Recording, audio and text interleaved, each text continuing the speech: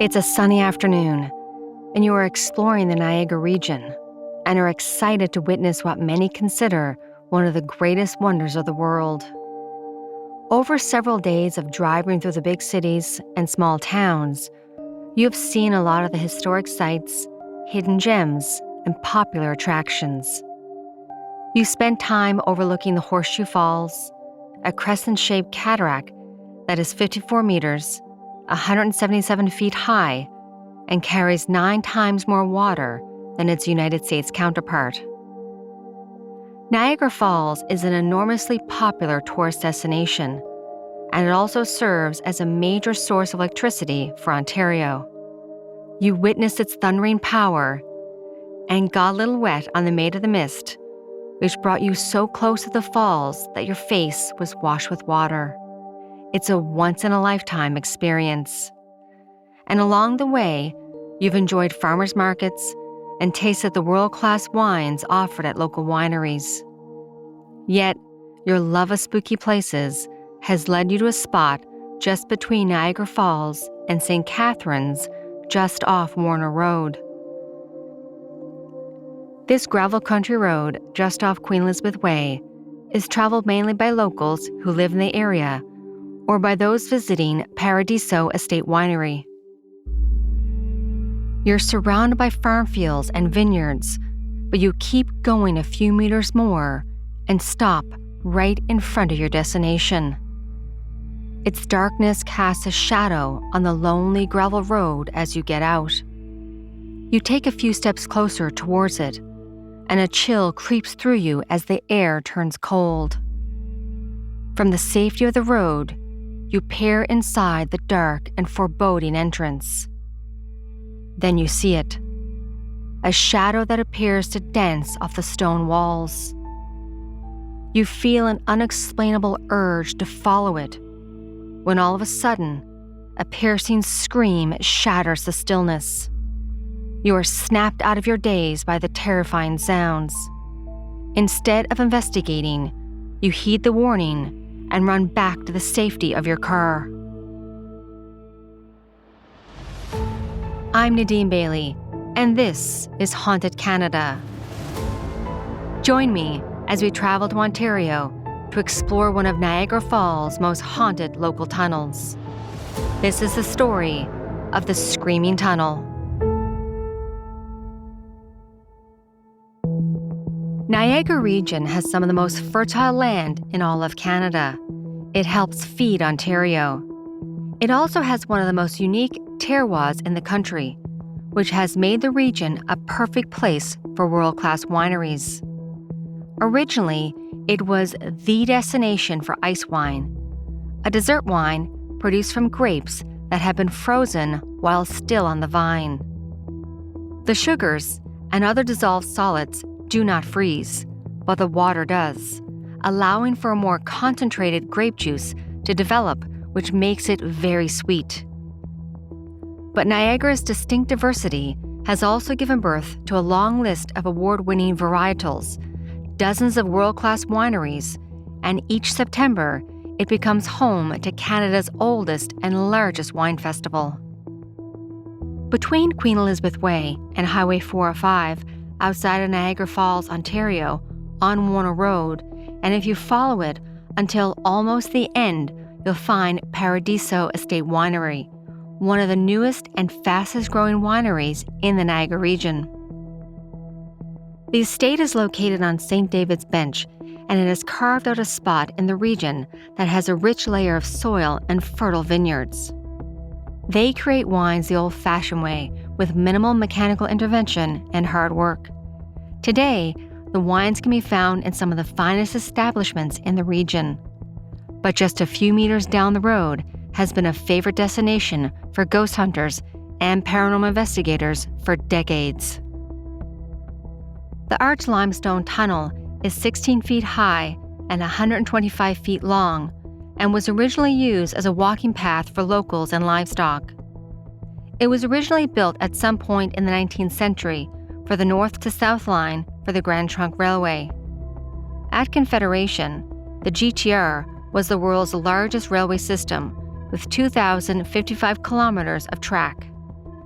By the early 1880s, it had grown to be more than 700 locomotives, 578 cars, 60 post office cars, 131 baggage cars, 18,000 freight cars, and 49 snowplows. To put that into perspective, GTR ran unbroken from the Great Lakes at Sarnia to the Atlantic coast, Portland, Maine. But it was also riddled with mismanagement and money problems. So somewhere along the line, plans changed. Some say the reason was a lack of funding, but the actual reason is unknown. The tunnel was abandoned and used as a drainage tunnel so the water could be removed from the farmlands nearby and prevent flooding in the valley below. The water would go underneath the Grand Trunk Railway and down to the valley below.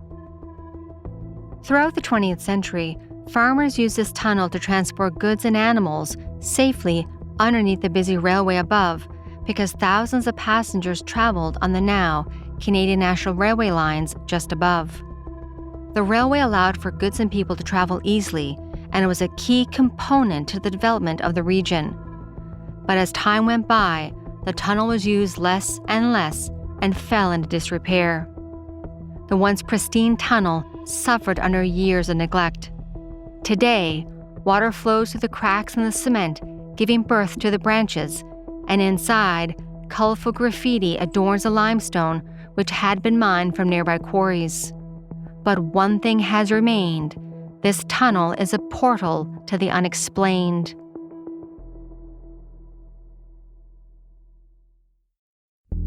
The tunnel is 100 years old, and it's a favorite stop for anyone who wants to test their bravery.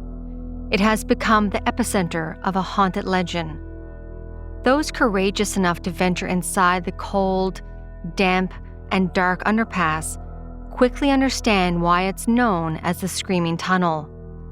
For over a century, there have been reports of hearing the howls of a young girl.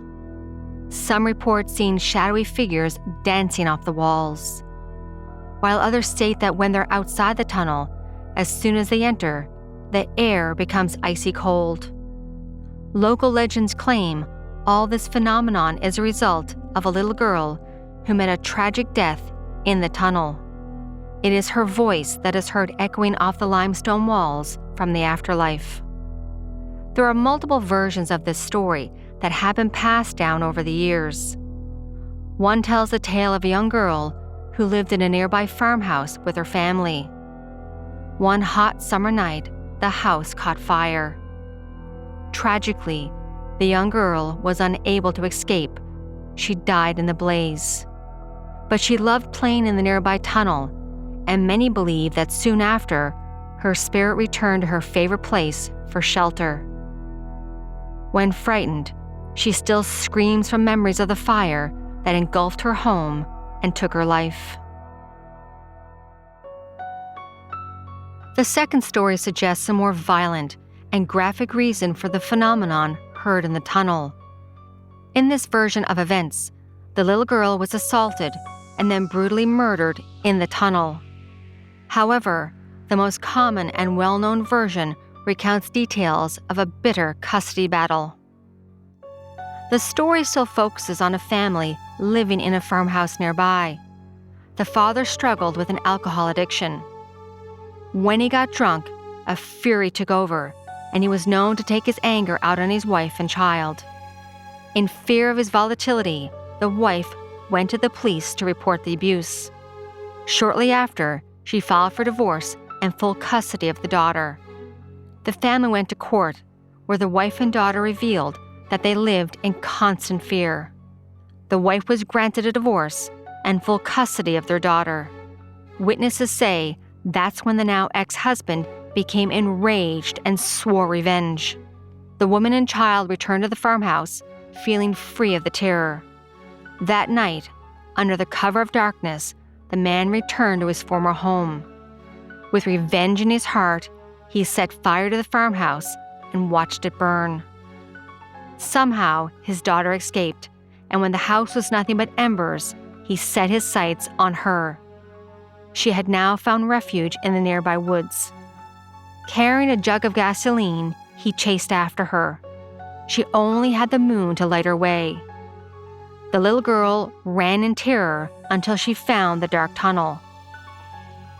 Hoping she would be hidden from view, she went in hoping her father would pass her by and she wouldn't be seen in the shadows. Her father entered the tunnel and made his way towards the center as the water dripped from the ceiling. The daughter held her breath and pressed her tiny body up against the cold limestone. She was terrified, but held out hope that he would keep going and she would be safe. Seconds felt like hours, and in the darkness, her heartbeat thundered in her ears as she heard her father's footsteps approaching. Suddenly, he was looming over her. Through tears, she looked up at her father, too afraid to speak. Her pleading eyes couldn't stop the unthinkable. In silence, he poured gasoline over his little girl. She was paralyzed with fear as the gas soaked her hair and clothing.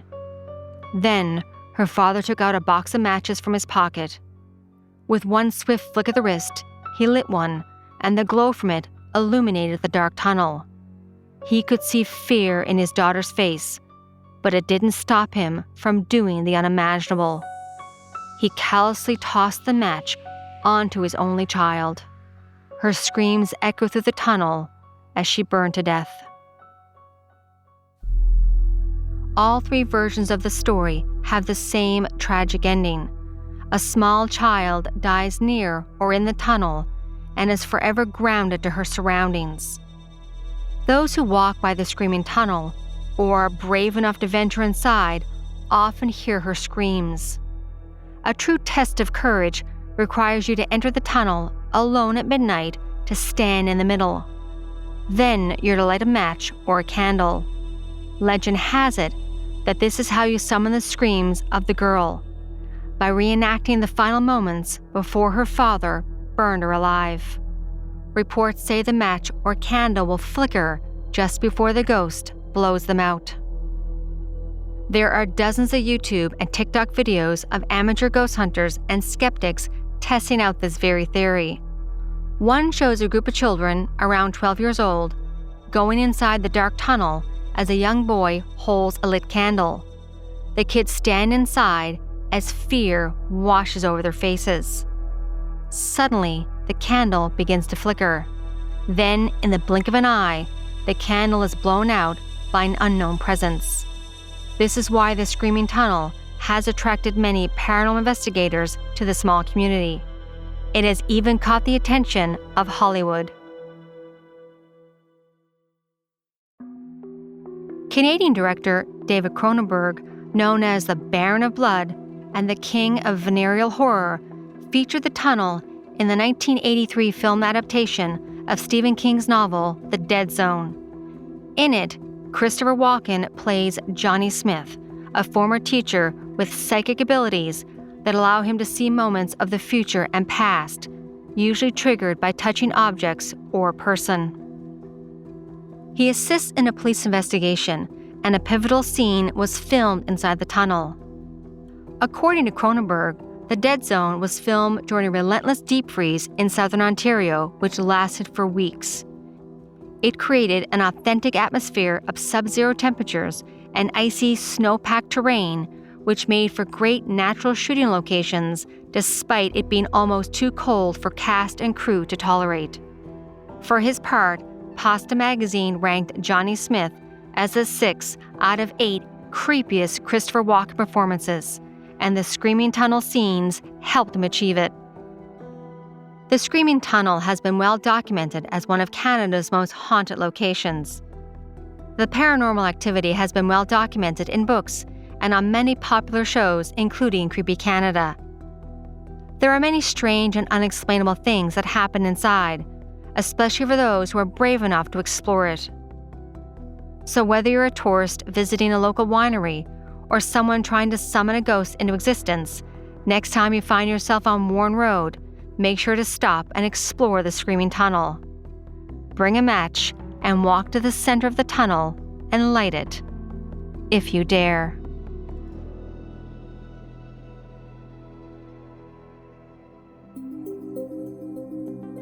Thank you for joining me as we explored the Screaming Tunnel. Haunted Canada is sponsored by the Edmonton Ghost Tours. I will link it in the show notes.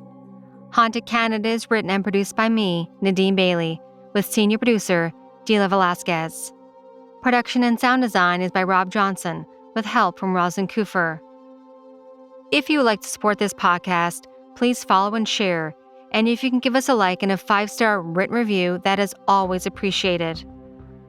Also, you can follow me on our different social media platforms.